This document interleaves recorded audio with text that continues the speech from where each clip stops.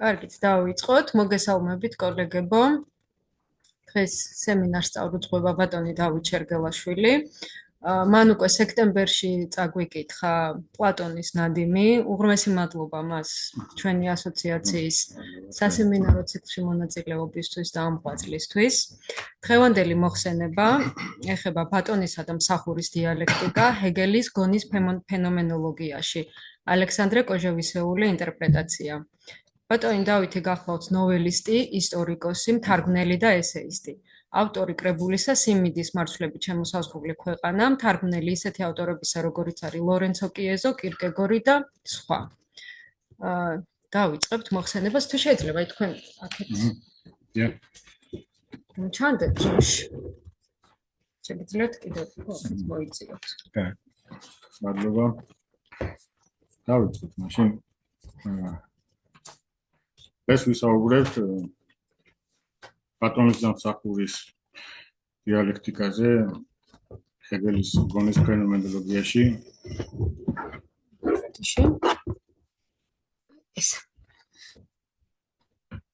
ამ მოცულობით მცირე, მაგრამ ენიგმატურმა პარაგრაფმა ინტერპრეტაციის ზღვა წარმოშვა. ჰეგელს სცენაზე გამოყავს ეს ორი ფიგურა, პლატონი და მსახური. აღსანიშნავია, რომ ძალიან დიდი მხატვრული ღირებულება გააჩნია ჰეგელის ამ ტექსტს. ჰეგელი იყენებს დრამატურგიული მეთოდს, არა ისე როგორც თქვა პლატონი, როგორც პლატონს შემოხავს ისტორიული ან გამოგონილი პერსონაჟები, თქვა სოკრატე ან ალკიბიადი. არამედ მას სცენაზე შემოყავს გეშტალტი, ასე ქვია გერმანულად, ან ცნობიერების ფორმები.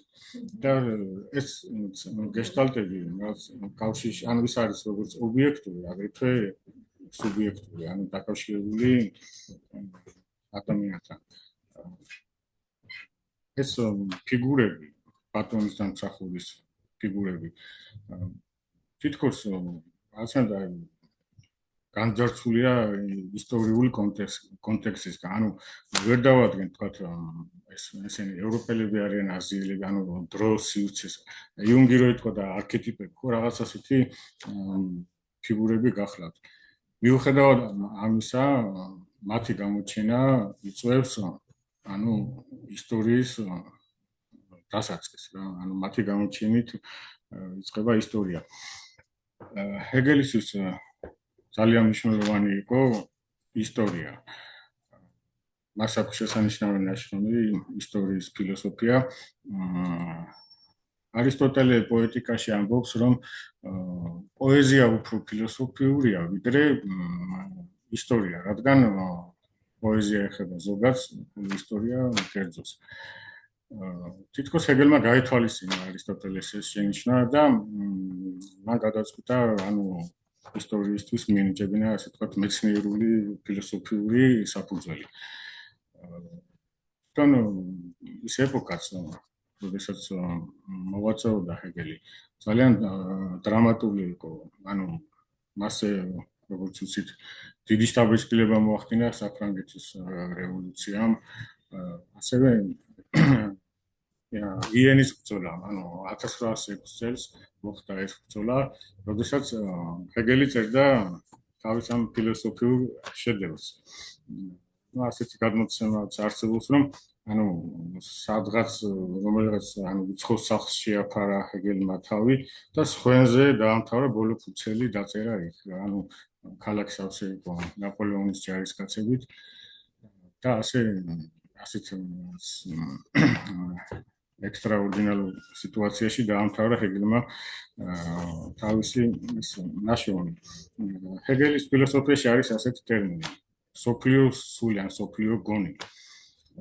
შემდგომ ის წერილში ამბობს, რომ საოცარი გზნობა დამეუფლა, როდესაც დავინახე ნაპოლეონი, ცხენზე ამხედრებული სოფლიო გონი. მაგრამ სოფლიო გონს აქვს ორი ასპექტი, ისტორია და ფილოსოფია. ფილოსოფიაში ეს ასპექტი იყო თვითონ ჰეგელი, ისტორიაში იყო ნაპოლეონი, ფილოსოფიაში ჰეგელი.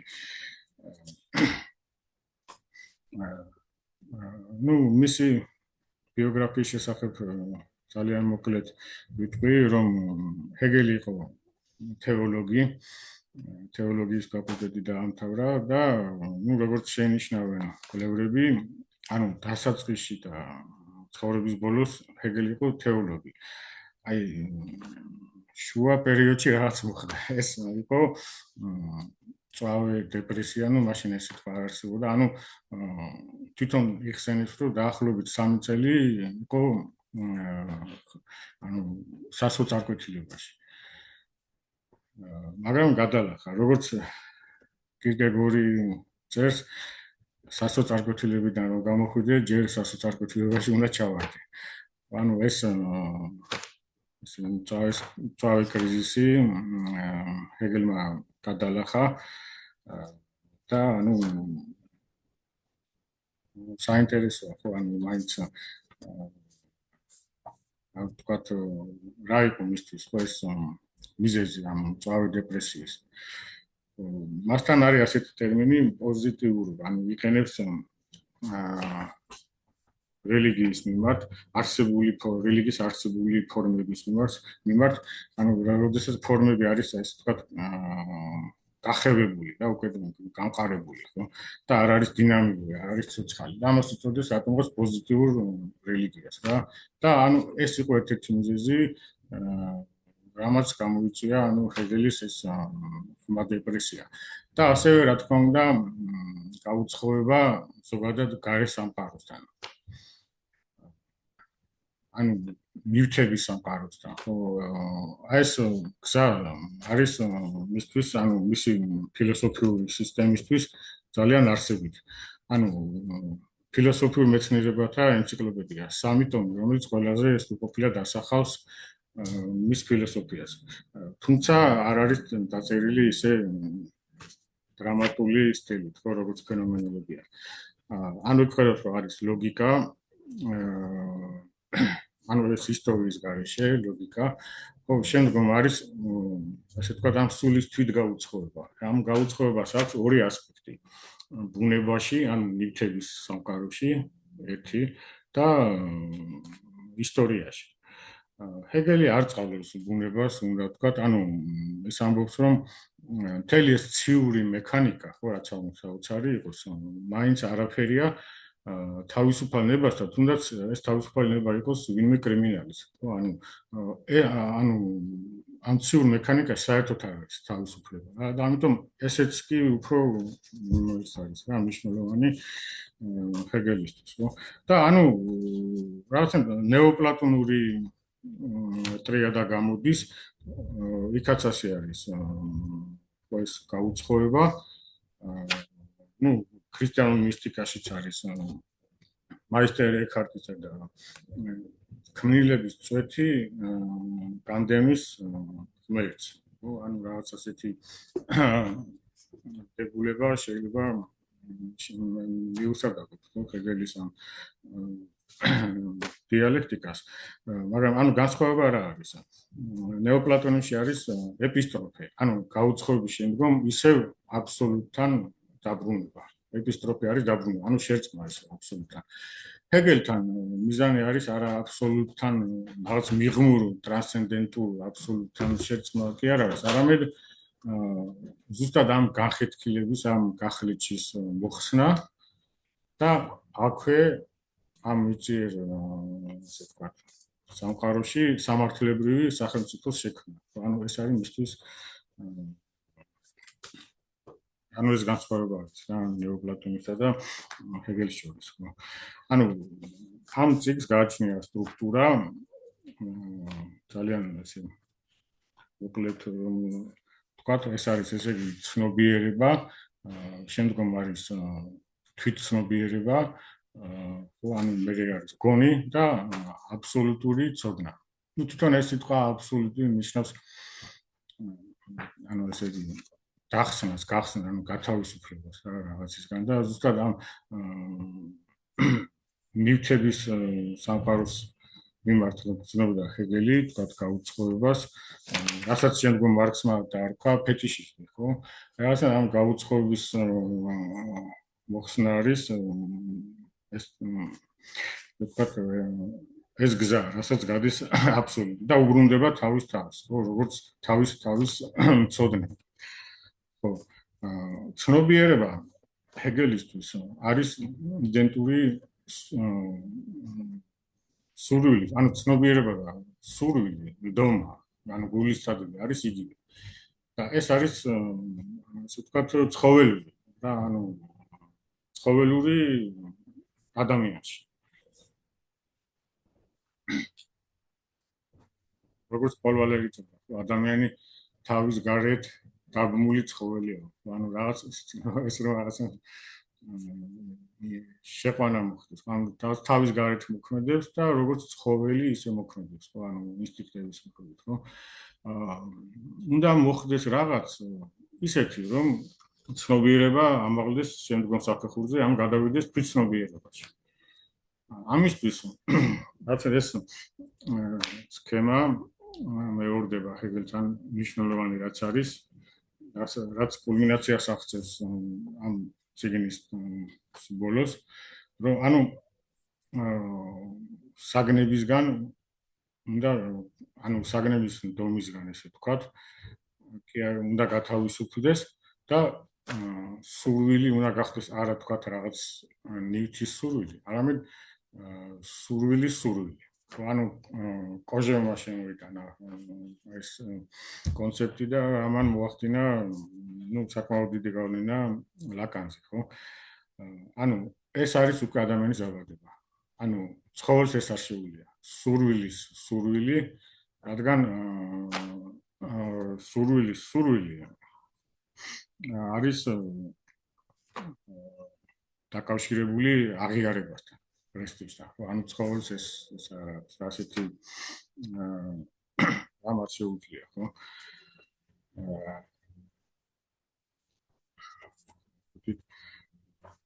ანუ თვითცნობიერებას ჰეგელი უწოდებს ღამეს, ხო? ძალიან უცნაურ რაღაცებს ამბობს, აი შეიძლება დავიკითხავ.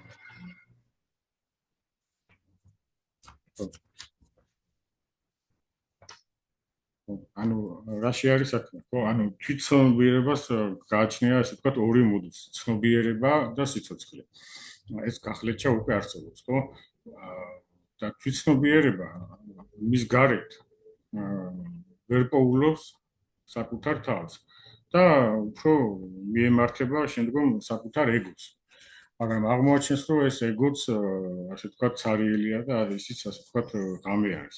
აი, რას წერს ჰეგელი.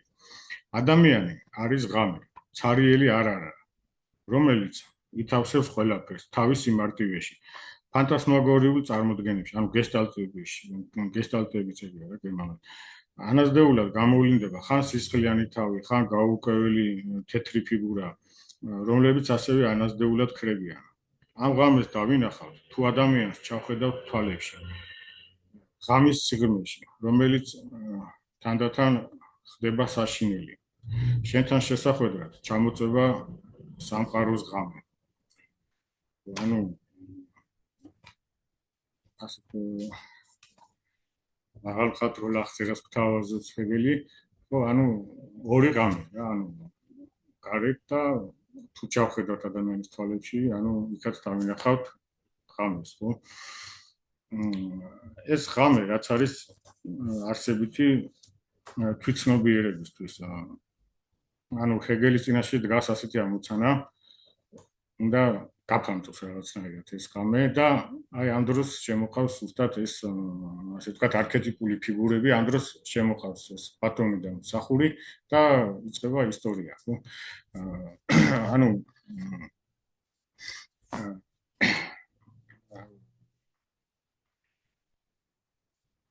როგორც თქვით, ხო, ანუ ბატონის და მსახურის ასე ვთქვათ ურთიერთობაში არის ანუ რამდენიმე მნიშვნელოვანი ასპექტი. ერთი არის აღიარება. უნდა ვთქვათ, რომ ამ ეტაპზე აღიარება, ანუ ამ პრობლემის, აღიარების პრობლემის გადაწყვეტა არ ხდება. ანუ თითქოს ის ვინც იმარჯვებს ის ჯაბნის ხო თავის მეტოქეს თვითონ ხდება ბატონი ხოლო მე ვინც დაამარცხა ის ხდება მსახური მაგრამ ანუ ასე ვთქვათ ფოკუსი თუ საიდუმლო იმაში გმაროს აღიარება მაინც არ ხდება ანუ მონის ხრივ აღიარება არ არის ანუ ასე ვთქვათ რაც უნდა იყოს ხო ეს არის განვითარების ყველაზე პირველი საწყისი ეტაპი აღიარება ხდება უფრო შემდგომ ანუ როდესაც საზოგადოება მიაღწევს სამართლებრივ მდგომარეობას როდესაც ანუ ასე ვთქვათ შრომელი პროლეტარი და მებრძოლი ხდება ერთიანდება სინთეზში ესეც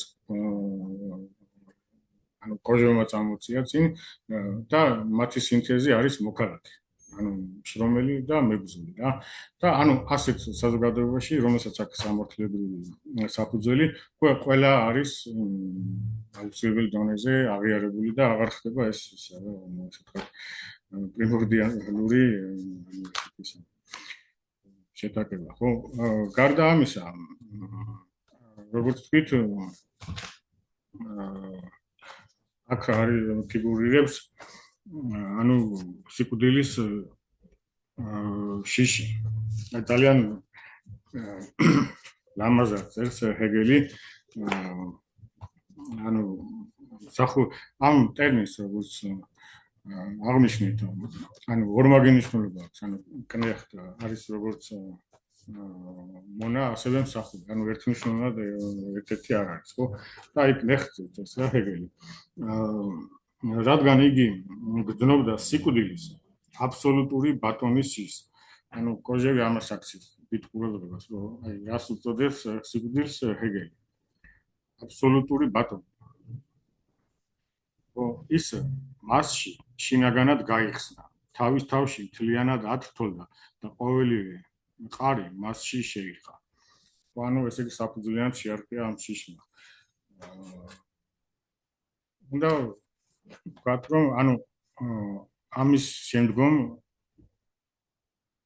იწყება ესეთი ეს ფიგურები ასე განლაგდება ბატონი რჩება სტატიურ მდგომარეობაში ანუ აღარ ვითარდება და განვითარება რჩება მსახურის ხარჯს ანუ ის იწვევს შრომას და ქმნის უამრავ ანუ აი კულტურულ გარემოს ცოდნაც მის ხარეს არის ის ცდილობს ცოდნის მოპოვებას და შრომობს ჰეგელი შრომას ანუ აი ეს ტექსტი სავსე არის როგორც მე სამცხაოდ გერმანული არ ვიცი მაგრამ როგორც სპეციალისტები აღნიშნავენ ანუ ესეთი ორმაგი ნიშნულობის სიტყვებით რა ეს ესეთი კალამბურებით რა ანუ ძალიან რთული სათარგმნელი არის ძალიან ანუ და ეს ნიშნულობები ეს ორმაგი ნიშნულობები ფიგურირებს ამ ტექსტში ხო ანუ ესე იგი როგორც შემოხრუჭებული შრომა მაგალითად შემოხრუჭებული სურვილი ეს არის შრომა ხო ასეთ რაღაცას ამბობს ანუ ჰეგელი ხო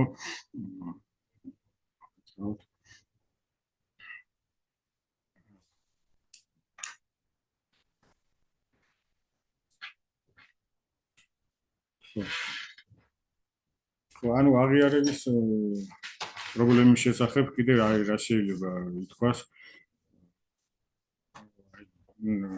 ნადიმზე რომ ვისაუბრეთ ხო ანუ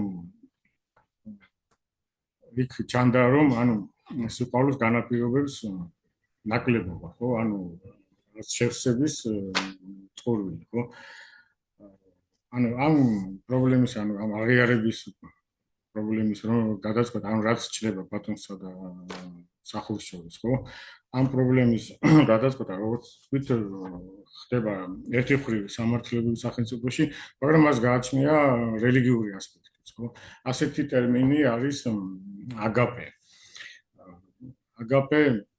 ანუ როგორც შეიძლება ითარგმნოს ანუ ჰაიდეგერიც ამბობდა რომ ორი თვისება აქვს გონებას ერთი არის კალკულაცია როცა სულ ითვლის ადამიანი და აზროვნება ხო ეს უფრო უმაღლესი უნარია და ანუ ამისგან უნდა გათავისუფლდეს თუ სურს მას ანუ იაზრებს ხო და აგაპე არის უბრალოდ ესეთი მდგომარეობა როცა არითმე ანუ მას ახასიათებს ეს სისავსე რა ანუ რელიგიურ ასპექტში ანუ ამის შესახებ შესანიშნავად წეს პოლიკიორს აქვს ასეთი ნაშრომი აღიარების გზა და აი უფრო ცლად და დეტალურად აი იქცეს რელიგიური რომ ანუ აღიარების პრობლემა ანუ შეიძლება გადაწყდეს ამ რელიგიურ ასპექტში და ამას უწოდებს ანუ ხო აგაპეს ხო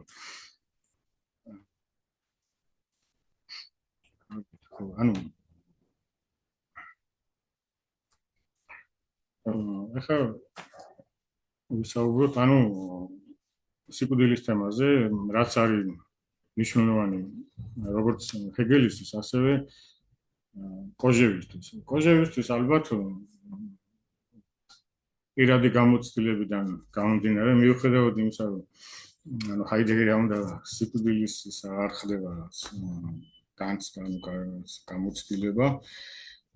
ანუ როდესაც საბჭოთა ხელისუფლება დამყარდა რუსეთში, ანუ ეს ფილოსოფიური გემი და რა ფილოსოფски პარახოვდა, ანუ დასვეს ეს ფილოსოფოსები ბერდიაევიჩის და კოჟევიჩის ხო და ანუ ქვეყნიდან გააძევეს. მაგრამ მანამდე კოჟევი იყო 3 დღე ჩეკას სარდაფში. ანუ ეს პირისპირ დგომა რა იქ განიცადა, ანუ ის ელოდა დახვრეტას. როგორც მარკესიც აქვს, დახვრეტის მოლოდინში მდგარი. ანუ და ამ დროს თუნდაც კოჟევი გახდა ბუდისტი რა, 3 დღის მანძილზე რა, ანუ ბუდიზმში ხომ არის ეს კონცეფტი არა სიცარიელი და ნუ რა თავისებურად აღიქვა ეს ყველაფერი და ეს ფსიქოლოგიური პირადი ტრავმა, ანუ მისთვის რაღაცა დომინანტური გახდა და მის ნაშრომში ეს ძალიან ეს დომინირებს ეს სიკვდილის თემა, ასეთ რაღაცას ამბობს კოჟევი, რომ ადამიანი არის სიკვდილი, რომელიც ცხოვრობს ადამიანური ცხოვრებით. ხო, ანუ ესე იგი სიკვდილის, ანუ ადამიანის საშუალებით ცოცხლობს სიკვდილი რა, ასეთ რაღაცას ამბობს კოჟევი, ხო? მაგრამ აი საინტერესოა სიკვდილისადმი ანუ რას წერს ჰეგელი. ანუ ეს აუცილებლად უნდა წავიკითხოთ.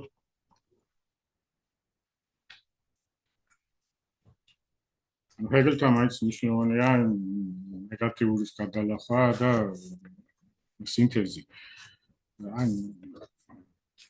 აი ეს ფრაგმენტი. მაგრამ არა ის სიცოცხლე, სიკვდილისა რომ ეშინია და თავს იფარავს გატირალებისაგან.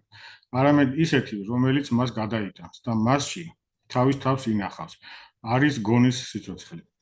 იგი თავის ჭეშმარიტებას აღწევს, როდესაც თავის თავს აბსოლუტურ დაფლეთილობაში, გათიშულობაში, განხეთქილებაში პოვებს.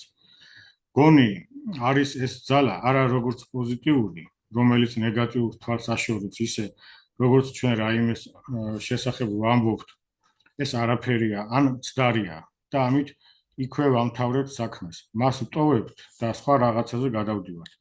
არამედ გონი ძალა მხოლოდ მაშინ, როდესაც ნეგატივს სახეში უყურებს, მასში იმყოფება. ეს მასში იმყოფება არის ის ჯადოსნური ძალა, რომელიც ნეგატივს არსში შეაბრუნებს. ეს ძალა იგივეა, რასაც ზემოთ სუბიექტი უწოდებთ. ანუ ესე იგი სუბიექტი მასთან ნიშნავს გაშუალებას რა. ეს და ამბობს, რომ ეს არის მაგიური ძალა. ესე ამბობს, ანუ ეს სინთეზი ჰეგელისთვის ეს არის ასე ვთქვათ მაგიური ძალა, ხო? დიახ, სუბიექტი იცხოვა ეს გონი თავად თუ ადამიანს. ანუ ეს მიმართება ორივე მხარეს რჩება მუდმივად. ანუ უფრო დომინანტური არის ობიექტური გონი ჰეგელთან. კოჟევმა წამოწია ანუ ანთროპოლოგია ასე ვთქვათ რა, ანუ ძალიან ანთროპოლოგიური ინტერპრეტაცია მოახდინა კოჟევმა. ეს ცოტა აცდენა, ანუ საერთოდ კოჟევის ინტერპრეტაცია არის უშუალოდ მისი ფილოსოფია, აი რაღაცა ეს არის ძალიან ობიექტური ფილოსოფია. ის არა ფილოსოფია, ამ ინტერპრეტაცია ჰეგელის. ჰეგელთან მაინც დომინანტური ის თავისთავად არსებული ობიექტური გონი არის.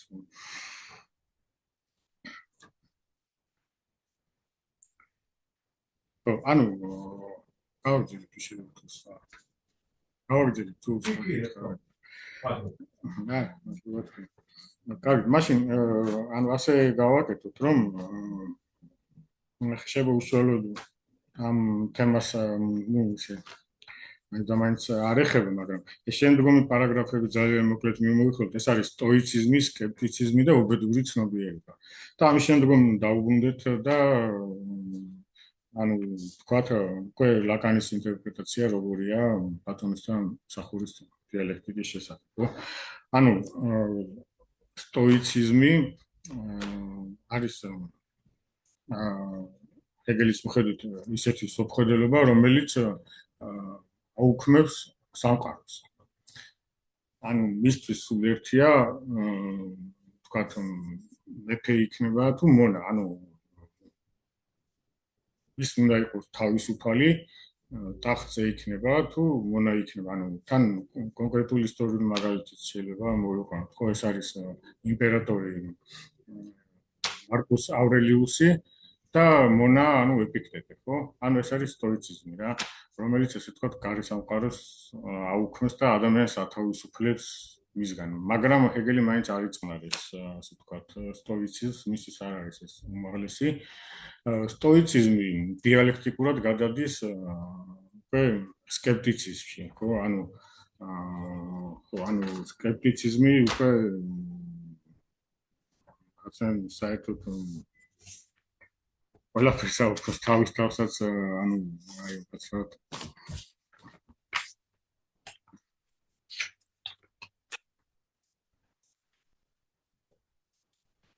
ანუ სკეპტიციზმი ეს არის უკვე, ანუ ისე ვთქვათ, ზონხრივი ანულირება რა, ანუ როგორც გარე ისე ვთქვათ, შინაგანი სამყაროს. ანუ ჰეგელი ამბობს, თითქოს იმ ეთიკურ ფასეულებებსაც კი ასე ვთქვათ, აუქმებს სკეპტიციზმი, თუმცა იქცევა ეთიკურად, ხო?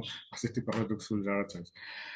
და ძალიან საინტერესოა შემდგომი გეშტალტი, ეს არის უბედური ცნობიერება. ან ძველი ქართულად რო ვთარგმნოთ, უბადრუკი ცნობიერება, ანუ დაბალი ხარისხის ცნობიერება. ანუ სხვადასხვანაირად ძილს ჰეგელი ერთგან ამბობს, რომ ანუ უბედური ცნობიერება საკუთარ თავს პოულობს მუდამ ან სურვილით ატანებს, ან მომუშავებს. ანუ ეს ორი პოლუსი არის მისთვის რა არსებითი, ხო? თუმცა უნდა ვთქვათ, რომ უბედური ცნობიერებისთვის არის ყველაზე არსებითი ეს, ასე ვთქვათ, გაორება, განხეთქილება, ხო?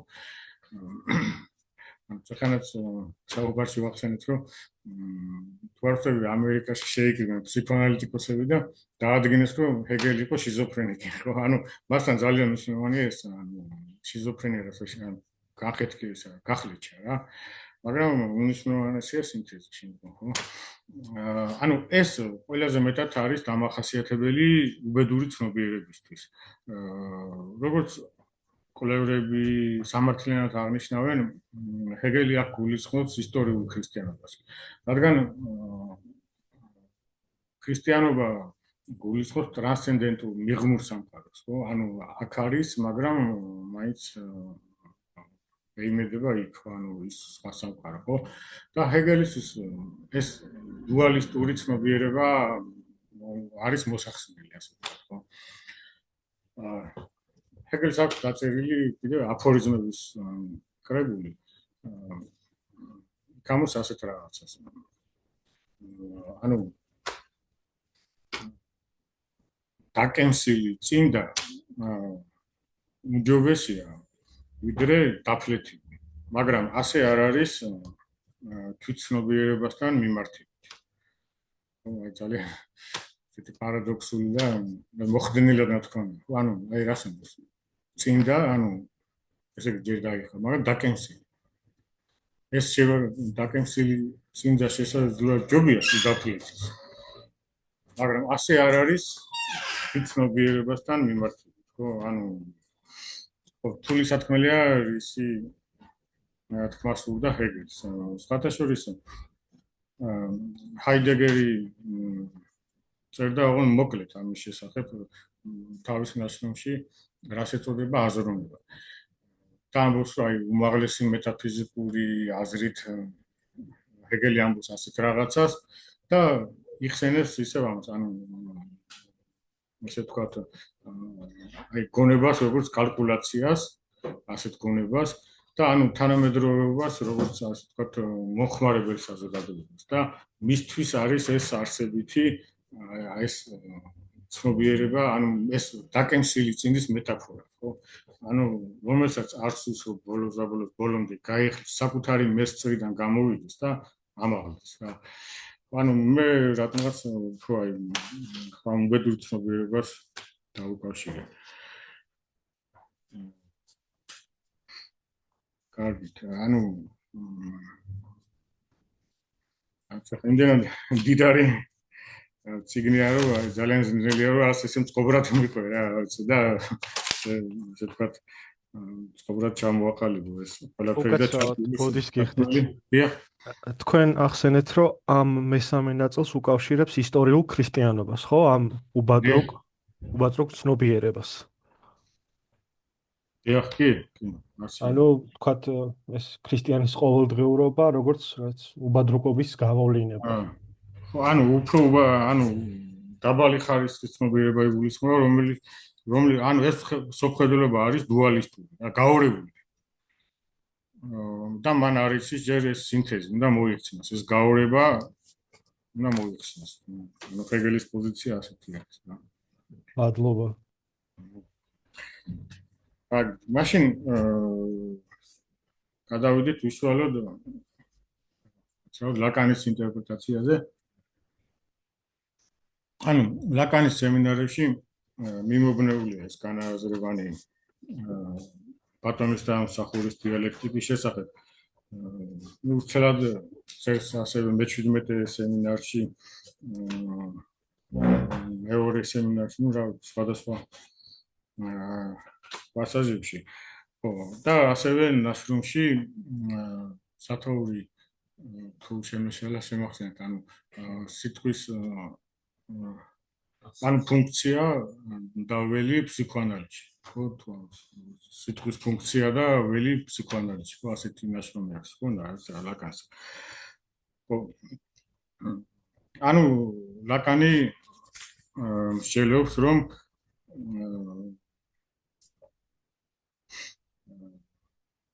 ანუ პლატონის და ასე ვთქვათ მსახურის შესახებ.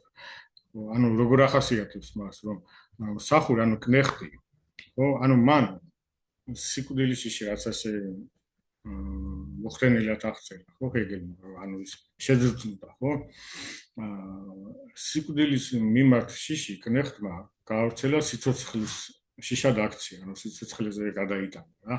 ამიტომ კნეხტს ახასიათებს სიცოცხლის შიში და ახასიათებს ესე ვთქვათ განდგომა, izolირება.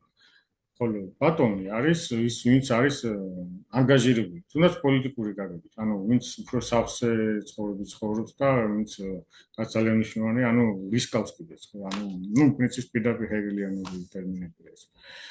ხო, და ორივე თავს ამჟღავნებს სიტყვაში. ლაკანთან არის ასეთი ტერმინები, ცარიელი სიტყვა და სავსე სიტყვა. ხო, ანუ ცარიელი სიტყვა დამახასიათებელია კნეხტისთვის.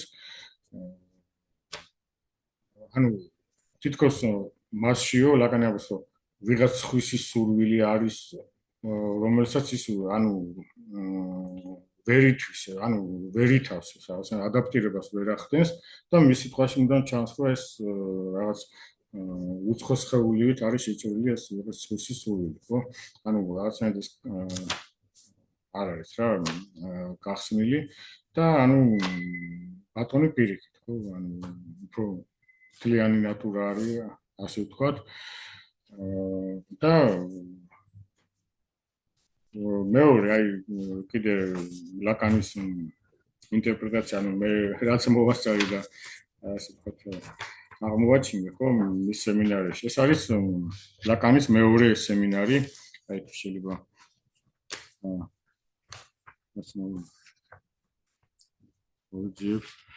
ანუ ასეთ ხატებას იხსენებს თორსე ფლამანდრიული ხატრობიდან სავარაუდოდ ეს არის ბრეიგერის ბრმები. ანუ ლაკანი ამბობს რომ წაგიკითხავთ ამ პასაჟს სუბიექტურობა მეს ანუ ეგოს დონეზე შეიძლება შევადაროთ ფერწერაში ასახულ წყვილს, ბრმას და პარალიჩიანს. სარკის სტადიამდელი სუბიექტური ნახევარი ჰგავს პარალიჩიანს, რომელიც სხვისი დახმარების გარეშე უმწევოა. მასზე ბატონობას ღებულობს ეგოს ხატება, რომელიც ბრმაა და რომელსაც მიჰყავს იგი. პარადოქსულია, მაგრამ ბატონი კი არ არის უნაგირზე ამხედრებული, არამედ პირიქით. ანუ პარალიჩიანი, ვისი თვალთახედითაც მთელი ეს პერსპექტივა ყალიბდება, ან პარალიჩიანი ვერ ახდენს საკუთარ მთლიანობაში სხვაგვარად იდენტიფიცირებას თუ არა მოჯადოებით, გაშეშებით და ამგვარად ის ეთანაზომადება მისკენ მიმართულ მზერას, ბრმის მზერას. აი ესეთ რაღაცა სამოს ლაკანი. ანუ სამი მოდელი შემოაქვს ლაკანს. ეს იყო პირველი. ანუ ეს წყვილი, ანუ ბრმა და პარალიჩიანი. მეორე სიმბოლო ესაა გველის და ფრინველის, ანუ ჰიპნოზს რომ უკეთებს, ხო, გველი. ანუ ეს ანუ ეგოს კონსტრუირებაში ასეთი მოჯადოება არსებით როლს თამაშობს. მხოლოდ ამ ხიბლის ზემოქმედების მეშვეობით არაკოორდინირებული და პირველადი განცალკევება ღებულობს მთლიანობას. რეფლექსიაც ასევე მოჯადოება და შეფერხება. მოჯადოების ანსულად შემზარავის ეს ფუნქცია თავს იჩენს ფროიდის ნაწერებში, როდესაც ის ეგოს კონსტრუირებაზე ლაპარაკობს. და მესამე არის ასევე ძალიან მნიშვნელოვანი და საინტერესო. შეიძლება ამასაც წაგიკითხავთ, ხო? მესამე სიმბოლო ეს არის მარიონეტების სიმბოლო. ანუ ეს არის საკმაოდ რთული ტექსტი, ანუ სიტყვასიტყვით, ანუ მთლიან ვერ თარგმნე. ანუ აზრი ის არის, რომ ანუ რათა დამყარდეს რაიმეგვარი ურთიერთობა, ანუ მათ შორის, ანუ მარიონეტებს შორის. საჭიროა რომ იყოს ვინმე მესამე, რომელიც მოთავსდებოდა ერთ-ერთ მანქანა მარიონეტში და წარმოთქვოდა სიტყვას მე, მაგრამ ეს შეუძლებელია გამოცდილების დონეზე. ეს მესამე არის ზუსტად ის, რომელსაც არაცნობიერში აღმოვაჩინეთ. აი ეს არის ძალიან მნიშვნელოვანი. ის უნდა იყოს კიდეც არაცნობიერში, რათა პატარა მექანიზმების ბალეტი გათამაშდეს. ეს მესამე ინიციირებს გაცვლის სისტემას. აი ამას აქვს ძალიან დიდი მნიშვნელობა. ანუ ლევი-სტროს ახსენებს აქ ლაკანი, რომ ანუ გაცვლის სისტემას ინიციირებს ეს მესამე, რომელიც ანუ ასე ვთქვათ იმალება არაცნობიერში. რათა განხორციელდეს გაცვლა რაღაც ისეთი, რაც იქნებოდა აღიარება და არა შემეცნება. ანუ ლაკანთან შემეცნება ну ხოლმე ისეთი გაგებით როგორც ჰეგელთან არის ესეთი აბსოლუტური არ არსებობს. ანუ ესე იგი რათა განხორციელდეს გაცვლა, რაღაც ისეთი რაც იქნებოდა აღიარება და არა შემეცნება, აუცილებელია რათა საკუთარი ეგოს ხატებით განპირობებული სისტემის მოძრაობაში ჩაერიოს სიმბოლური რეგისტრი. ანუ პრინციპში არის მოკლედ რისი თქმაც მინდოდა ეს არის და გავაგზავნოთ თუ ნებავთ საუბარი შეიძლება კიდე გამოიკეთოს რაღაც კონტურები. რატო შეგიძლიათ რომ აი მსახურისა და ბატონის დიალექტიკაზე ჰეგელთან რო ცოტა მეტი გითხრათ, როგორ არის სტრუქტურირებული ეს მიმართებები, რა მიმართებები იგულისხმება? ანუ უფრო ვცლად კი, რა თქმა უნდა, შეიძლება, ანუ ბატონის და მსახურის დიალექტიკა, აი როგორც ვთქვით, არის ერთი მხრივ ეს არის რაღაც ისეთი არქეტიპული, თითქოს ისტორიული კონტექსტის არ მქონე, რაღაც ისეთი ფიგურებია. მაგრამ ამავე დროს არის ძალიან მეორე მხრივ არის ძალიან ესეთი კონკრეტული და ისტორიული. სხვადასხვა აი ეკონომისტი ადამ სმითის ნაშრომების კითხვამ შთააგონა ჰეგელს ბატონის და მსახურის დიალექტიკა. ნუ ერთ-ერთი ეს იყო, ხო? ნუ პარალელი შეიძლება გავვალოთ ასევე თომას ჰობსთან, მის ცნობილდებულებასთან, რომ ანუ ყველას ომი ყველას წინააღმდეგ. ანუ რა ვიცი, მაგრამ როგორც აღნიშნეთ, ეს არის ესე ვთქვათ საწყისი ეტაპი. აქ მნიშვნელობას იძენს ასევე აღიარების პრობლემა, მაგრამ აღიარების პრობლემა აქ არ წყდება. ანუ ბატონის და მსახურის კონფლიქტში, ანუ აღიარება არ წყდება. თან საინტერესოა ასევე ამ ფიგურების გადატანა მხატვრულ ლიტერატურაში. თქვენ ახსენეთ, ვთქვათ, ჰერმან ჰესეს თამაში რიოში მარგალიტებით, ხო? ანუ ქართული ლიტერატურიდანაც შეიძლება გავიხსენოთ, თქვათ, ჯაყოსხიზნები, ხო, ასენ ძალიან უცნაური დიალექტიკა. ნიცშე ამბობდა, რომ ანუ პირიქითო, ანუ ძლიერები, ესე იგი არისტოკრატები უნდა დავიცვათო სუსტებისგან. და თითქოს მიხეილ ჯავახიშვილმა ეს გააკეთა, რომ ანუ ჯაყო ხდება სინდრომის, ანუ აგრესიული მოძალადე, ხო? ანუ მხატვრულ ლიტერატურაშიც უფრო ასახვა რა ამ ფიგურებმა და ამ დიალექტიკამ. არც რამდენად უპასუხე ბატონო გიგა თქვენ კითხვას.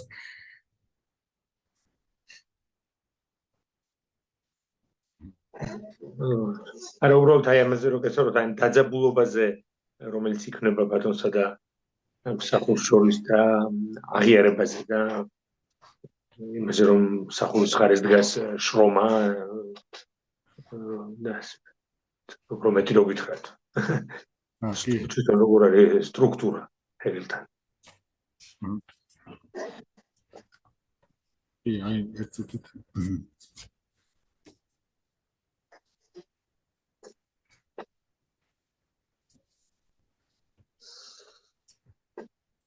ხო, ანუ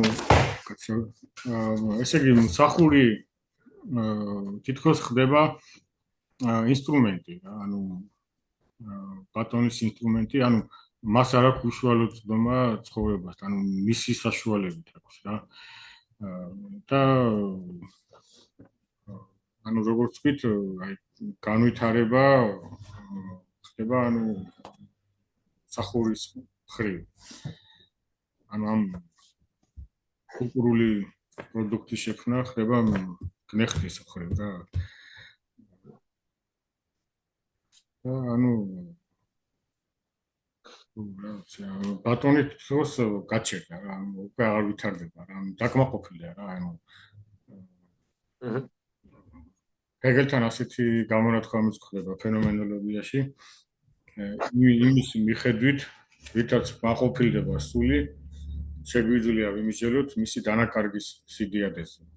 ანუ ამ დაკმაყოფილებას ანუ დიდი მნიშვნელობა აქვს და ანუ რა თქმა უნდა ბატონის პოზიცია ჰეგელისთვის არ არის ესე ვთქვათ აი იდეალური და ასეთი რა ანუ უფრო მისთვის არის იდეალი გაცნობიერებული ესე იგი მოვალეობა, ანუ ძალიან მოკლედ რო ვთქვათ ეს ჰეგელის ეს რამდენიმე 10 ტომია, ზუსტად არ ვიცი ორიგინალში რამდენი ტომია, ვთქვათ 30 ტომი მაინც არის, ხო?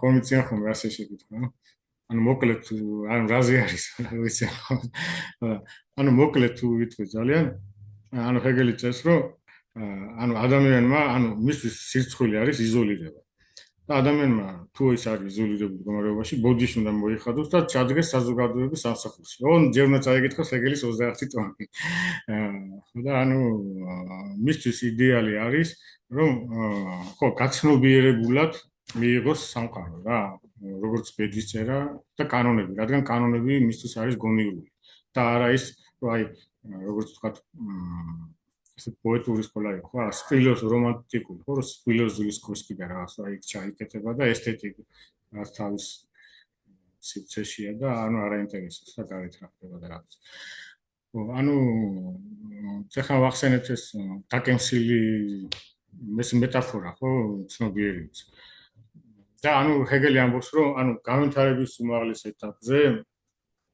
ანუ ძალიან მოხდენილად ამბობს რომ სულის ჭრილობები ანუ ეს გავლილი გზა ეს ხო დრამატული არის ხო ანუ ეს ხო ბრძოლა არა მარტო შრომა რომ სულის ჭრილობები ნაიარევის გარეშე ხორცდება ანუ ასეთ რაღაცას ამბობს რა და ანუ ეს არის მისთვის იდეალი რა ანუ არა ბატონი რომელიც ასეთი სტატიური გახდა და რაღაც არამედ ხო რა საზოგადოების სამსახურში გაცნობიერებულად ჩამდგარი ადამიანი რა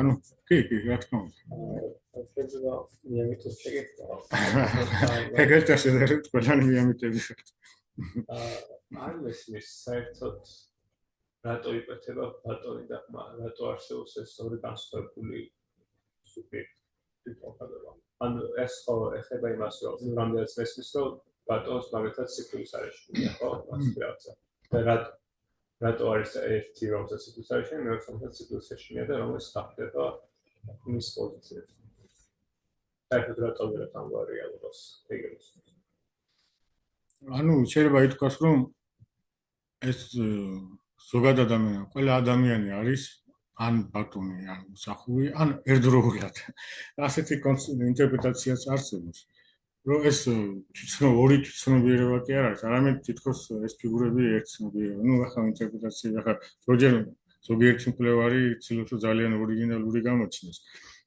ეს ვერსიაც ალბათ ასეთია მაგრამ ანუ ეს თავისებური მისტერია აი ძველი მისტერიები ამას ემყარებოდა შიშის გადალახოს რა შიში როგორც გამოცდილება და როგორც ანუ ადაპტირება და გადალახვა რა შიშის მაგრამ ასევე ისე ჩანს რომ თითქოს ხმა უფრო რეალურად აღეკვანს ვითარებას არა ან მას თუ ეშინია სიკვდილის როგორც ეწევა მაგალითად ბატონის თუ როგორც იყო ის უფრო თითქოს ეს რეალობასთან უფრო ახლოს არის მამუდერე ბატონი არა კი რა თქმა უნდა კი უფრო ახლოს არის უფრო ადეკვატურია და ანუ რაღაც გზას იწყებს კი მე ვერ დავიჭირე ამ პროჟექტის ინტერპრეტაციაში სად ჩდება აღიარება თქვენ როგორც ახსენეთ აღიარება ჩდება შემდეგ გესტარში ხო ამ სამოქალაქო სამართლებრივ ეს თავად ისა და ბატონის სამსახურის დიალექტიკის საფეხურზე იწყება აღიარება თუ შემდეგ გესტარში იწყება კი მაგრამ ანუ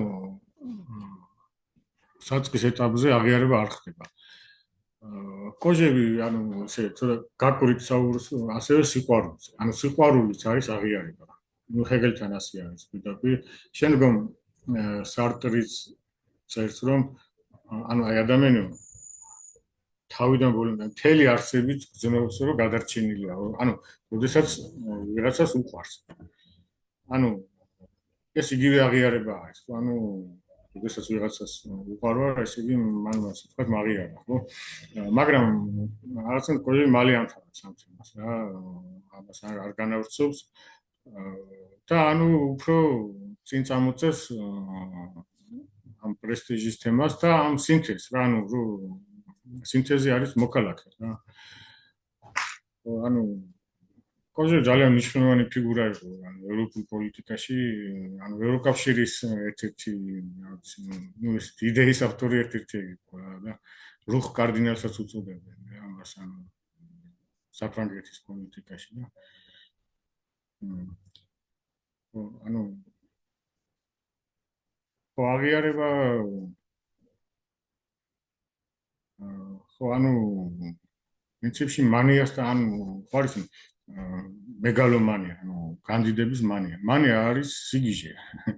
პრინციპში ეს სიგიჟე არის, ეს რაღაც ანუ ამ საპირისპირო არის უფრო ესეთი კულტურული ასოულება თუ შეიძლება ასე ვთქვათ, რასაც ქვია თავდაბლობა, ხო? ანუ ესეთი რაღაც არის, ხო? ანუ ეს არის საწყისი ეტაპი, მაგრამ ეს სიგიჟე ან ფსიქოპათოლოგია, ხო? ანუ არის სხვა ადამიანში, რა თქმა უნდა, და ამას ეხება რა ეს ციგნის ფენომენოლოგია. ხო, ჰეგელი სხვა ციგნებში წერდა რა, ანუ ფსიქოპათოლოგიის შესახებ, ვთქვათ, ფილოსოფიური მეცნიერებათა ენციკლოპედიაში წერდა ამის შესახებ. ანუ გისმენთ კონი რაღაც თქმა.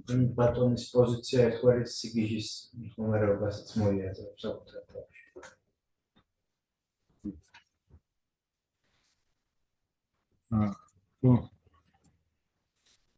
უბრალოდ თითქოს დეგრადაციისთვის განწირული ფიგურაა. ანუ იმ მომენტში კი გაიმარჯვა, მაგრამ პერსპექტივა არ აქვს და პერსპექტივა უფრო მსახურს აქვს რა. ესეთი რაღაც არის რა.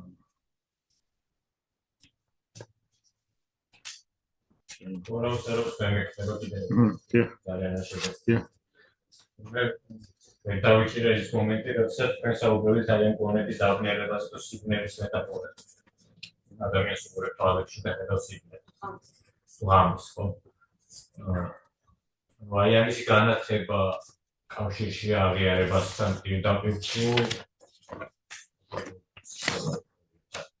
ეგეთან ეს ექსპლიციტური არ არის, ხო? ანუ რა კავშირშია ეს აღიარება და სუბიექტივა? აი ხარის პირველი საწყისი ცნობიერება. ანუ იგივე ნდომა და სურვილი რაც არის ცხოველი.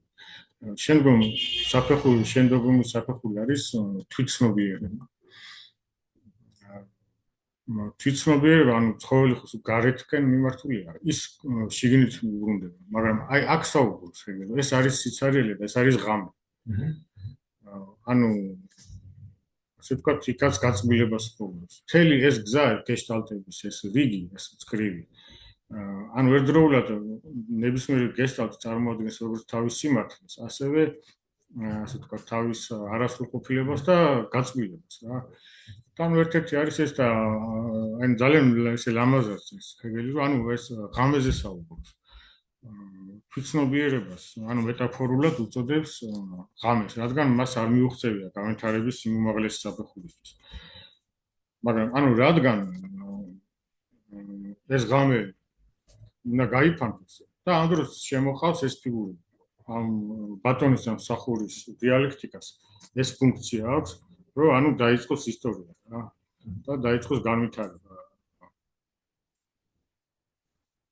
ანუ ამის გარეშე ამე დარჩებოდა ანუ უკუნეთად რა დარჩებოდა რა.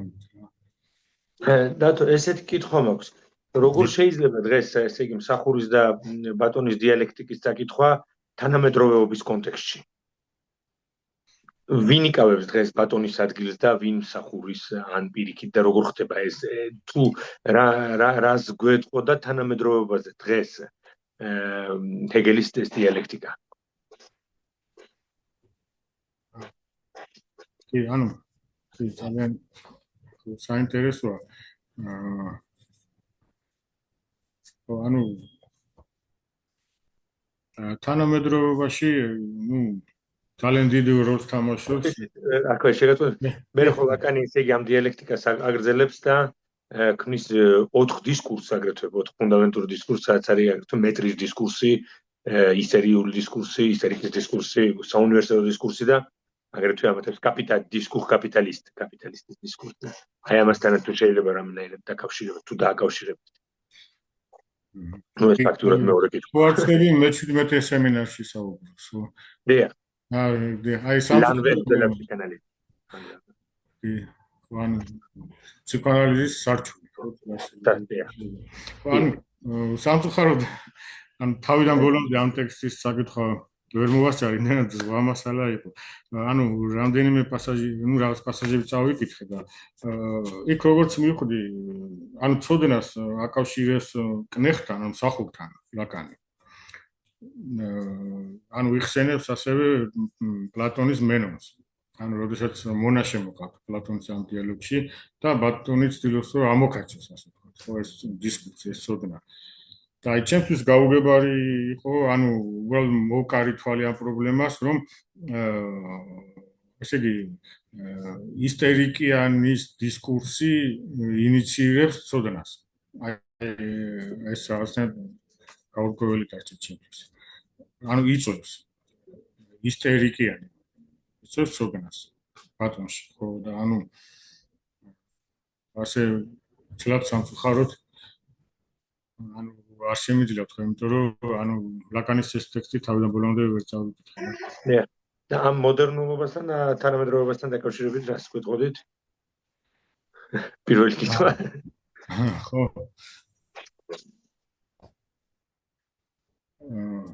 რაღაცა ყველაფერი თითქოს მაინც შემდგომ დეგრადაციას განიცდის, ეს ჩვენი თანამედროვე სამყარო, ისეთია, რომ ჟან ბოდრი არის ნაშრომი, მომხმარებელი საზოგადოება, ხო? რომ ვთქვათ, სუპერმარკეტებს და ჰიპერმარკეტებს უფრო ასე ვთქვათ, მიაშურებს, ხო, მასები, ხო, ადამიანები და ეს რაღაცნაირად ატროფირებული არის ეს გრძნობა, ეს რისკი, რაც არის სიცოცხლის გარისკვა, შემოქმედებაც ასე ვთქვათ, არისტოკრატულია და უფრო მომხმარებელი გახდა და ასევე დიდ როლს თამაშობს მასმედია, რა თქმა უნდა, რომ ადამიანებს თითქოს უქმნის აზრებს და გრძნობებს. და რაღაცა მეხსიერების დაჩვენებას იწვევს რა მასმედია, ის რაც ძალიან მნიშვნელოვანია, სენსაციურია და რაღაც ხო, მასმედია რამდენიმე დღე ასე ვთქვათ ამ ამბავს ატრიალებს, შემდგომ გადაისყო და ის უკვე ხრევა, ხო, ასე უკვე ფორმირებას ახდენს ადამიანის რა, ის რაც გუშინ იყო ძალიან მნიშვნელოვანი, დღეს არ არის, ხო და ნიველირების პროცესი, უკვე დიდი ხანია ამის შესახებ წერდნენ, თქვათ, იასპერსიც, ჰაიდეგერიც და ძალიან ბევრი მოაზროვნე და ამ ნიველირების პროცესში მართლა მკაფიოდ აღარ ჩანს ეს ბატონი და მსახური და შესაბამისად მკაფიოდ აღარ ჩანს თვითონ სხვა 4 სად არის ეს სხვა მისი ადგილი, ვინ გამოხატავს ამ სხვას? ეს სხვა არის ზუსტად რა ფორმით ბრუნდება ეს სხვა საერთოდ თანამედროვეობაში? ჰეგელთან ეს არის ძალიან მნიშვნელოვანი, რომ ამ სხვას, როგორც უცხოს, როგორც რაღაც მიუღებელს არ უნდა გაურბოდეს ადამიანი, ეს იქნება თქვა ფსიქოპათოლოგია, სიგიჟე, სიკვდილი, რაც არის ნეგატიური, უარყოფითი, ხო, ამ სხვას, ასე ვთქვათ, უნდა მოაქციოს თავის ფარგლებში რა, ის არის ასე ვთქვათ საწყის ეტაპზე ჯერ რა, ვთქვათ დესტრუქციაც, ტერორიზმიც არის გონის განვითარების რაღაც საფეხური საწყისი და არა ბოლო, ბოლომდე მისული არ არის რა. ხო, სხვას უცხოს რაც შეეხება რა ვიცი, ხელოვნებაში კი ხშირად ისმის ეს პრობლემა, ფილმებშიც განსაკუთრებით დევიდ ლინჩის ფილმები შეიძლება გავიხსენოთ, ანუ იქ არის ესეთი რა, უეცად შემოდის ესეც რეალური თუ შეიძლება ლაკანი ბრუტალური გამანგრევი. ხო, რაც ჩულ რიტმს არღვევს და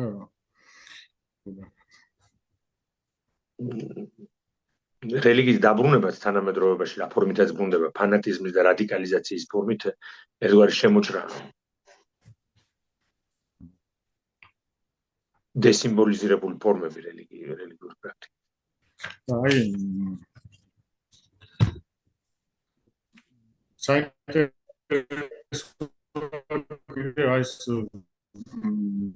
მესამე მოდელი ლაკანი რო განიხილოს, ანუ ეს ფიგურები, ანუ ეს ძალიან მნიშვნელოვანია. ეს მეორე სემინარიდან არის, ხო, ეს ავტომატი და ეს მარიონეტებს. და რომ რა თქვით ის პასაჟი რო თქვათ კიდევ და თორ ეს მეორე სემინარიდან? ხო, ანუ ლაკანი ამბობს, რომ ესე იგი ვიღაც მესამეა საჭირო, რომელიც ზის არაცნობიერში, რათა გათამაშდეს მექანიზმების ეს ბალეტი და ესე იგი ეს მესამე ინიციირებს გაცვლის სისტემას, ანუ ლევის სტროსის გაცვლის სისტემას, რათა განხორციელდეს გაცვლა, ანუ რაც იგივეა, რაც აღიარება და არა შემეცნება. ანუ აღიარების პრობლემას უკავშირებს ამას და არა შემეცნებას. ხო, ლაგანეო კონესანს და რეკონესანს. კონესანს არის ცოდნა, ცოდნის რეკონესანს აღიარება. ანუ იდენტიფიკაციის პრობლემასთანაც არის. და აუცილებელია, რომ ჩაერიოს სიმბოლური რეგისტრი, ანუ ამას ამბობს ლაკანი. რათა მოხდეს ეს. სახელთან სავარაუდოდ დაკავშირებული სიმბოლური მესამის შემოსვლა, რომელიც სტრუქტურას სიმბოლური მესამე, რომელიც შორის ურთიერთობას შესაძლებელი. როგორც მახსოვს მან მეორე სემინარში სანამ მაგას იტყვის, მანამდე აქვს ეს მაგალითად მოყავს ასეთ წარმოდგენას ორი მანქანა წარმოიდგინოთ, რომელიც ერთმანეთთან არიან ურთიერთობაშიო და თუ რაიმე მესამე არ არსებობს, რაიმე მესამე არ ითქვაშო და ეს ორი მანქანა ერთმანეთს გაანადგურებს, ერთმანეთს გაანადგურებს იქნება მიმართული. თითქოს დუალობა ამ განწერული ან აღსასრულისკენ. და ორივე თავის არსებობისთვის ბრძოლობს და მეორეს ნიშნავს მტრად ამ არსებობისობაში. კი, აი მადლობა რომ ასეთი საინტერესო მოსაზრება გამოთქვით. და ანუ აი მნიშვნელოვანია რა ანუ რატო ჩნდება პრინციპში აღიარების პრობლემა. რადგან ცნობიერება, თვითცნობიერებას სურს რომ ანუ გადაწყდეს როგორც პრობლემა სხვა თვითცნობიერებაში. მაგრამ მისი შეცდომა რა არის და რა იწვევს ამ დესტრუქციულობას.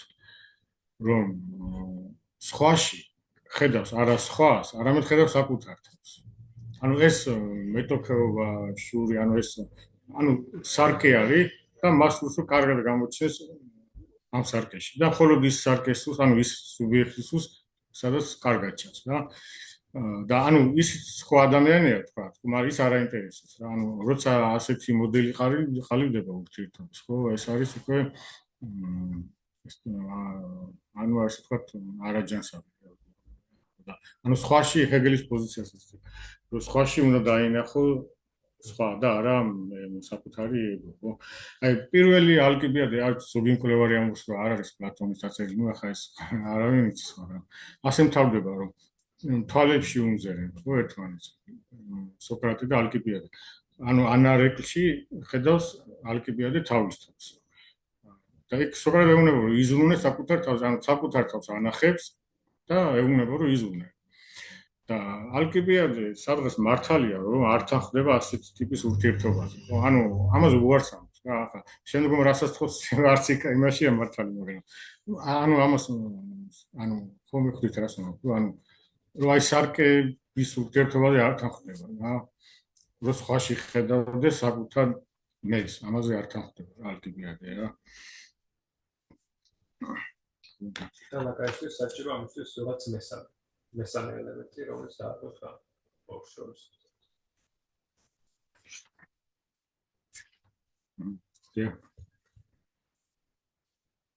საინტერესოა რომ საქმეში რაც ჩანს შეიძლება იდეალიზებული იყოს ეს რეალობით არც ის კომპონენტს როდესაც ადამიანი ვაში ხედავს საკუთარ თავს ნარცისიზმის დაიწყოს ეს ხაჭა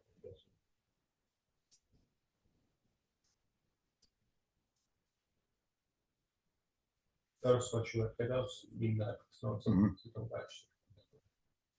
სპეციალურად ბატონი ხედავს სახს. ოსტატს. ასე აღიარებას დაჭიროს ბატონი.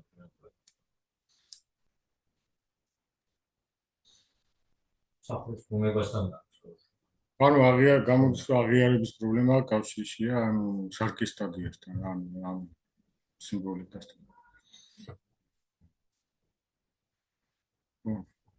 ძალიან საინტერესო თემა. აპატია თუ თავი ვერ გავარჩი. მეცადე ყველანაირად. თუ თქვენ არ გაქვთ სათქმელი? მე მაქვს შეკითხვა თუ შეიძლება. მოგესალმებით ბატონ დავით, ძალიან მიხარია რომ მომიწია კიდე მეორე თქვენთან შეხვედრა, იმიტომ რომ დავესწარი პლატონის ნატიმს და ძალიან საინტერესო იყო და ჩემთან ესეთი შეკითხვა მაქვს რომ რამდენად გავიგე შესაძლებელია რომ აი ეს როგორც თქვენ აღნიშნეთ რომ ესე იგი თავიდან არის ცნობიერება, მერე თვითცნობიერება, გონი და აბსოლუტური ცნობიერება ეს ჩამოწერე და ეს ბატონი და მონა ქნეხთ შესაძლოა ერთ ადამიანში აი ცნობიერებაზე, აი თვითცნობიერებაში სანამ გადახვალ და გონი სწორედ ადამიანში იყოს ეს დაპირისპირება, შიდა კონფლიქტი, რომელიც თავის თავში უნდა გადალახოს ბატონი და მონა და არა გარეთ. აი ეს მდგომარეობა ბატონის და მონის მდგომარეობა. რომ რაღაც შრომას მოითხოვს, ხო, რომ ახალ ცნობიერებაზე გადახვიდე. და იმ დროს თუ რაღაც წნეხის ქვეშ არის ინდივიდი, მას ის იძულებული არის, რომ გაინძრეს, ხო, იმუშაოს და შეიძლება ამ მომენტში მონის მომენტი იყოს და შეიძლება აი ეს წრე იყოს, რომელიც თვითონ ადამიანში იყოს, ბატონი და მონა. კი, გეთახმებით, რომ ანუ რა თქმა უნდა, ადამიანში არის თავმოყრილი აბსოლუტურად ყველანაირი პრობლემა. და ესეც მათ შორის. აი გეშტალტთან მოვიდა, მე ხარ ანალიტიკოსებთან ვარ თქვენთან და ალბათ ანალიტიკურად უნდა იყოს გარჩეულ და აი გეშტალტთან ესე მოდის, რომ გეშტალტი ისწრაფვის დასრულებისკენ, თითქოს წრე რო შეიკრას. და ჩემთან ეხა როგორ მოდის, იცით ეს რომ თითქოს უნდა გაიმეოროს ციკლი. კი, ამას დიდი მნიშვნელობა აქვს. ანუ აი ცირკულირებას, ან წრეს საერთოდ ეგრეთან. მასთან არის ასეთი მნიშვნელოვანი ტერმინი ცუდი უსასრულობა და საპირისპირო ასევე, ანუ დადებითი, ანუ კარგი უსასრულობა. ცუდი უსასრულობა არის ანუ უსასრულოდ გაგრძელებული პროგრესი, წრე ისა უკაცრავ წრე კი არა, ანუ მონაკვეთი, ხო, რომელიც შეიძლება. ბორხესის მოთხრობა არის ასეთი, სიკვდილი და ფარგალი. ანუ აი პირდაპირ ილუსტრირება არის ამის, ცუდი უსასრულობის. ამის საპირისპიროდ ჰეგელთან არის ანუ ასე იგი პოზიტიური უსასრულობა, რომელიც არის წრე, რომელიც ცირკულირებს ამ სხვის რაც ბატონმა გიგამ აღნიშნა, ეხლა წამოწია ეს პრობლემა, ანუ სხვის გავლით ისე უბრუნდება საკუთარ თავს, რა.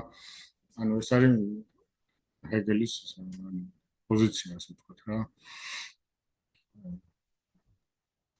და ჩემთვის აღიარება რაღაც საით თქვენი პირველი სემინარიდან პლატონის ნადიმი ძალიან ჩამრჩა და იქ იყო არისტოფანეს, როდესაც ამბობს თავის სიტყვას და იქ რაღაც შემდგომ სხვა სემინარებიდანაც გადავხედე, შემდეგ მაინტერესებდა ეს თითქოს ეს სფეროსებრი ადამიანები რო იყოფიან, სიყვარულის გამოვლინების უმაღლესი ფორმა ეს არის ჩახუტება.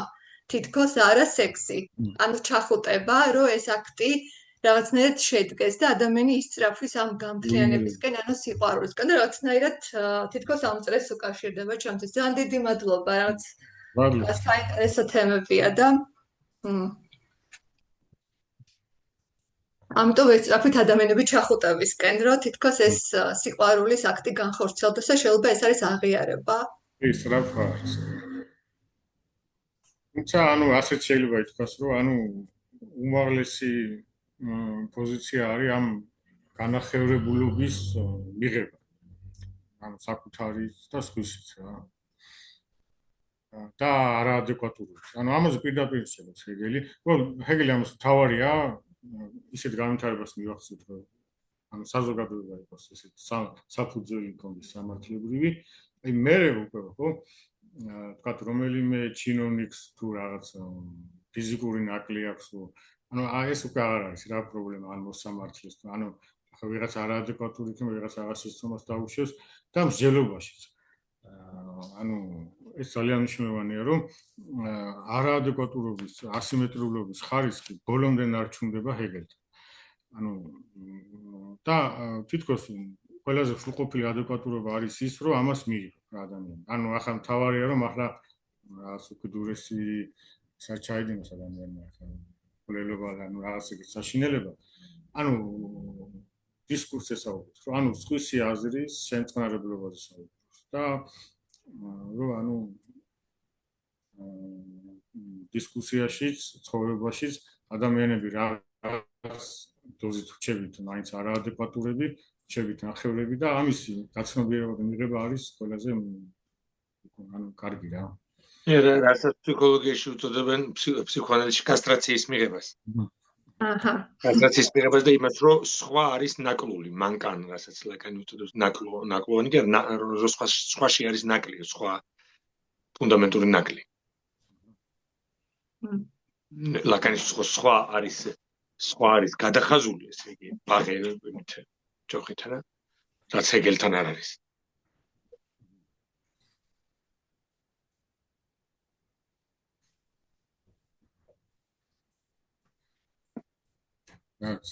მეთელი თავგადასავალია საინტერესო ძალიან ამ წიგნის საკითხვა. ეს არ დამოიწდება არასოდეს. აი პირველად როცა აკითხე, რაც საოცარი გონის ფილოსოფია? კი, ანუ უწოდებენ გონის ოდისეას. მართლა აი როგორც ჰომეროსის ოდისეა. მე მაქვს ეს წიგნი დამავიწყდა ჩავომეტანა ზემოთ ბიბლიოთეკაში. ყავისფერი წიგნია ესეთი დიდი. მახსოვს ქობულეთში იყო ეს ბიბლიოთეკა 12 წლის ვიყავი და გამოვიტანე და აღარ დავიბრუნებია სხვა შორის და იმის მერე მაქვს. სამჯერ მქონდა მცდელობა ზოგიერთი პასაჟის წაკითხვის და ძალიან რთული წასაკითხია მე ვფიქრობ რა. თუ ეს არის გონის ფილოსოფია, ეს არის ფილოსოფიური მეცნიერებათა ენციკლოპედიის მესამე ტომი. და ანუ ეს არის ფენომენოლოგია, ანუ ფენომენოლოგიას ზოგჯერ აღიქვამენ როგორც ამ დიდი ლოგიკის შესავალს. ნუ ახლა ამაზე გამათოვე ხოლმე, მაგრამ ზოგადად ასე შეიძლება ვთქვათ, ხო და ანუ გონის ფენომენოლოგია არის ესე ვთქვათ გონის ოდისეა. ანუ როგორც ჰომეროსის ოდისეუსი გუნდება, ხო, სამშობლოში, ანუ ამ მარშრუტს გადის, ამ ხიფათს გაივლის. და ეს გეშტალტები, რაც არის ამ გზაზე, ეს თავისებური გამოცდა არის რა, ანუ ხიფათიც არის, რისკიც და ანუ უნდა გადალახოს რა. გონმა რა. და ანუ ჰეგელი ამბობს, რომ ანუ ეს ლოგიკა და საერთოდ სული და გონი ისე სუსტი არ არის, რომ არ გამოვლინდეს. ანუ ძალიან ისეთი ასე ვთქვათ მამაცი, ანუ ესეთი ადამიანი იყო რა ჰეგელი, ანუ ესე ვთქვათ ვაჟკაცური რა, რომ ანუ ის ვთქვათ კი არ გაურბის ცხოვრებას, არამედ ვლინდება რა. თუნდაც ამ აი როგორც ამოს გაცამტვერების ხარჯი და ამ გაცამტვერებაში პოულობს საკუთარ თავს. ძალიან რთული ტექსტებია. სხვა შორის მე ბერტრან რასელი დამეხმარა. ბერტრან რასელის დასავლური ფილოსოფიის ისტორია. ჰეგელის ნაწილი. ერთ-ერთი საუკეთესო სახელმძღვანელოა რთული ავტორების გასარეზუმირებაც არის, მაგრამ გასაგებია. ფრანგულად ჟანი პოლიტმა თარგმნა, ანუ ცელი კომენტარების გამოკვლევება, ანუ ეს რასელი? არა ის ფენომენოლოგია რომელიც ჟანი პოლიტი რომელიც ის ლაკანის სემინარებზე ესწრება და როცა ის ჰეგელზე ლაპარაკობს ჟანი პოლიტის სულაკეთებს კომენტარებს. კი, ანუ პრინციპში ჰეგელი მაინც ისა უკაცრავად ლაკანი მაინც უფრო იპოლიტს ენდობოდა და ეყრდნობოდა, იმიტომ რომ იცოდა რომ კოჟევის ინტერპრეტაცია იყო მაინც ძალიან სუბიექტური რა და როცა უნდა და ობიექტურად ჰეგელზე რაღაც გაგება, მაშინ ჟანი პოლიტს მიმართავდა რა.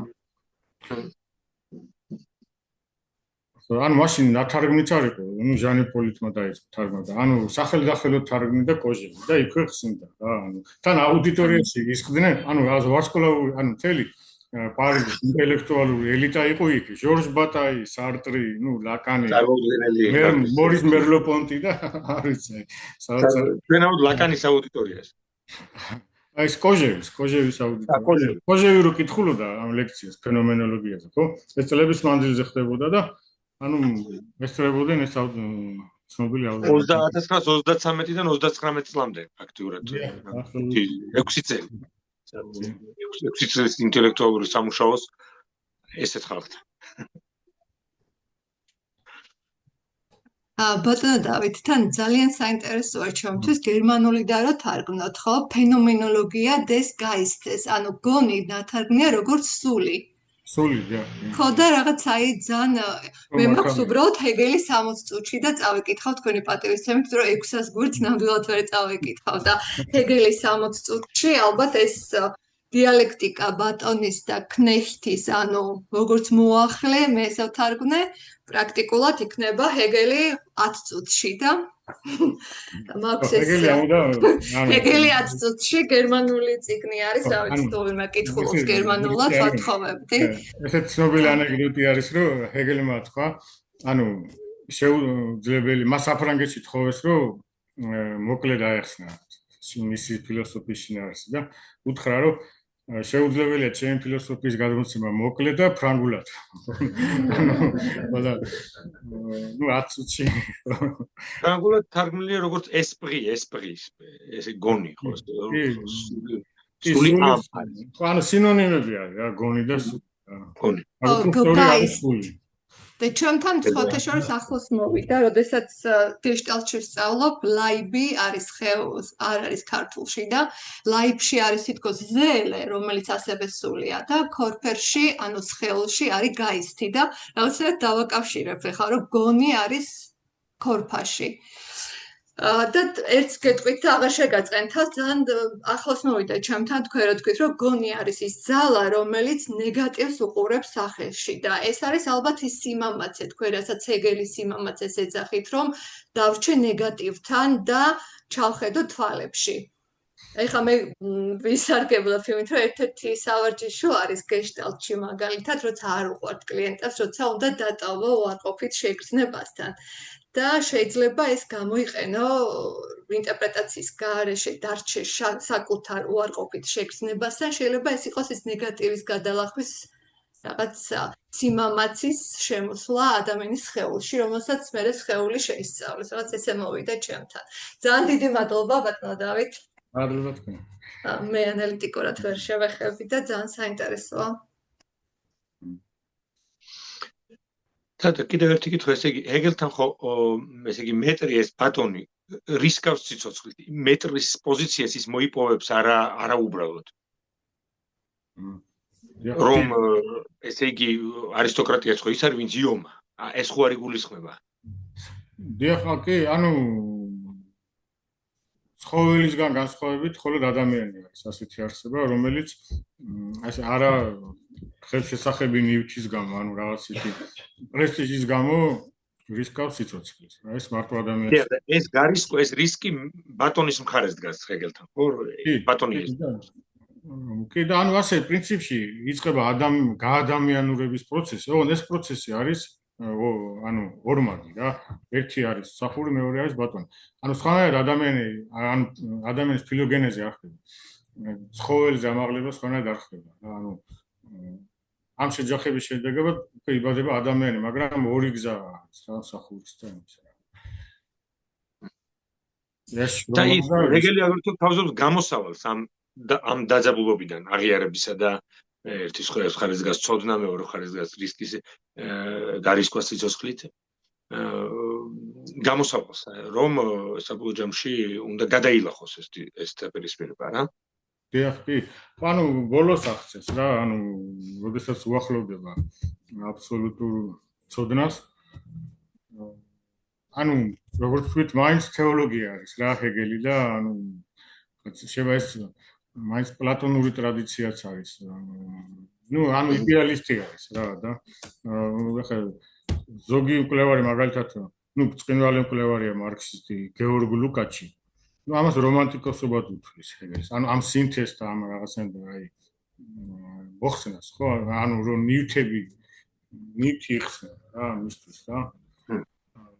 გაუცხოება, ანუ ის წვავე გაუცხოება რაც არის ნივთებთან დამოკიდებულებაში, იმ ბოლო ეტაპზე იხსნება. ლუკაჩი ასამოსო ეს არის უბრალოდ რომანტიკოსობა, მაგრამ რთული დასადგენია, მაინც და რას გულისხმობს ის ამ ნივთებთან გაუცხოებაში საგნებთან?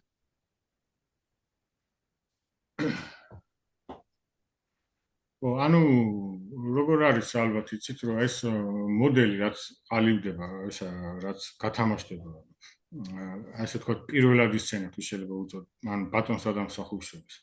ეს ასე თქვა პარადიგმა ასევე თამაშდება სულ ბოლოს კულმინაციურ, როდესაც ანუ აღწევს აბსოლუტურ ცოდნას, ანუ აბსოლუტური როგორც ვთქვით გათავისუფლება არის. და ორივე შემთხვევაში არის ასე, რომ ანუ ნივთებზე მიმართული ნება, ეს არის ცნობიერება, ეს არის სურვილი, მაგრამ ის რომ გადავიდეს სხვა ეტაპზე, ანუ ცნობიერება უნდა გახდეს რაღაც მიმართული იდეალური, ესე ვთქვათ, კონცეპტების მიმართ. ეს არის პრესტიჟი და ასე შემდეგ და ანუ როგორც სურვილი უნდა გახდეს სურვილი, არა უშუალოდ სურვილი.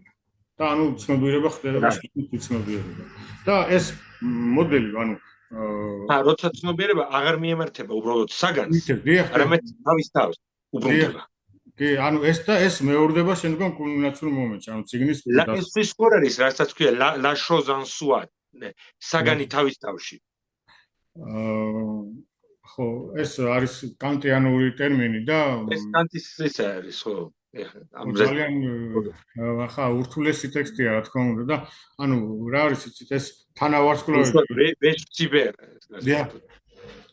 და ანუ ეს თანავარსკვლავები გაჩნდა ხო ანუ გერმანული კლასიკური იდეალები ხო კანტი, ფიხტე, შელინგი და ჰეგელი.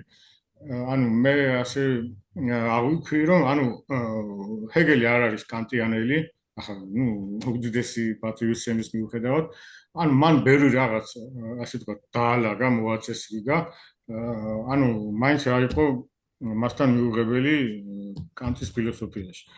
კანტი ამბობს, რომ ჩვენ ვერ შევიმეცნებთ ნივთებს თავისთავად, ამ იდეალს. ჩვენ შეგვიძლია გავიგოთ მხოლოდ ეს მოვლენათა სამყარო, რა. ამას ეს არის რაღაც ისეთი ზოგადი დებულება კანტის. მაგრამ აი ამაში არ არის ჰეგელი კანტიანელი. ის ამბობს, რომ ასე ვთქვათ, შემეცნება შესაძლებელია და ანუ აი ეს რაც აღწერა ამ ციკში გეშტალტების ესე ვთქვათ მონაცვლეობა და რიგი, ხო? ამ გეშტალტების რიგს ხო გააჩნია დიალექტიკა, მაგრამ საიდუმლო იმაში მდგომარეობს, რომ მათ უკან კიდევ დგას სხვა დიალექტიკა, რასაც კანტი აცხადებს შეუმეცნებლად, მაგრამ რასაც უკვე იკვლევს ჰეგელი თავის დიდ ლოგიკაში, სამტომად არის დიდი ლოგიკა, რა. ეს ცნებაა რა, თუ ზღვარს იაზრებ იმასაც, რაც ზღვარს იკითხა. კი, და ანუ ასევე აი მორალის სფეროში არ ეთახება კანტს, რომ ანუ თითქოს კანტის სუბიექტი არის მორალური სუბიექტი და ну ახლა ძალიან ზოგადად რო თქვა და ჰეგელის სუბიექტი არის ისტორიული სუბიექტი რა. ანუ ისტორიზმის პრობლემადაც ნება ძალიან მნიშვნელოვანია რა, რომ უნდა გამოვლინდეს, უნდა ასე ვთქვათ დაეცეს, ანუ ამ მითს რო განიხილავს ჰეგელი, ცოდი დაცემის მითს. ანუ ამბობს, რომ ეს იყო კანონზომი, ანუ ადამი იყო ცხოველი მდგომარეობაში და ეს ჰარმონიული ყოფა უნდა დარღვეულიყო რა. ანუ ესეთი რაღაც არის. ხო, მასთან არის კი ასეთი კონცეფტი, ну, პრინციპში ეს გოეთე და შილერიდან მოდის თქვათ ეს მშვენიერი სული. ну, ლიტერატურაში ძალიან საინტერესო ასახვა გოეთესთან. და ანუ რა თქმა უნდა, შეუძლებელია რომ სიმპათია არ გაუჩნდეს ადამიანს და ჰეგელიც წერს სიმპათიით. რადგან მშვენიერი სული ეს არის ის ადამიანი, რომელსაც გააჩნია ჯერ ეს დაუღებელი ჰარმონია. მაგრამ ისთვის ჰეგელისთვის მიიჩნევს რომ ეს არ არის უმაღლესი. ანუ ჰარმონია უნდა დაიღოს რა მაგას ამბობს რა.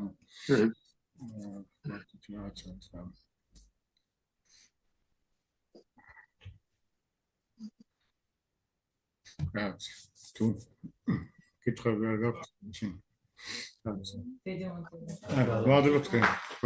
დიდი მადლობა. ძალიან დიდი მადლობა. არ ვიცი, ფილოსოფიისკენ რაღაცა ფილოსოფიური ლექცია გამოვიდა და ჩემი დიდი გატაცება. სხვათა შორის ჰეგელი აპირებდა ამ ნაშრომის მეორე დაბეჭდას და აქ უნდა დაემატებინა თავი ფსიქოლოგია. ну, ამ სამწუხაროდ ვერ განახორციელა, მაგრამ ანუ მას უნდა შეეტანა ერთი თავი ფსიქოლოგია. ანუ მაგრამ აი გონის ფილოსოფიაში ზუსტად რაც მე მაქვს საკითხული, იქ არის დიდი თავი ქვია ფსიქოლოგია. კი, იქ შეიტანა, იმიტომ რომ ის სხვა ნაშრომი აი იქ არის სწორედ ეს გვიანდელია. კარგად იხავთ, ნაცო კიდევ ერთხელ ორმეს მადლობა თქვენ გახონდეს. ორმეს მადლობა. მადლობა.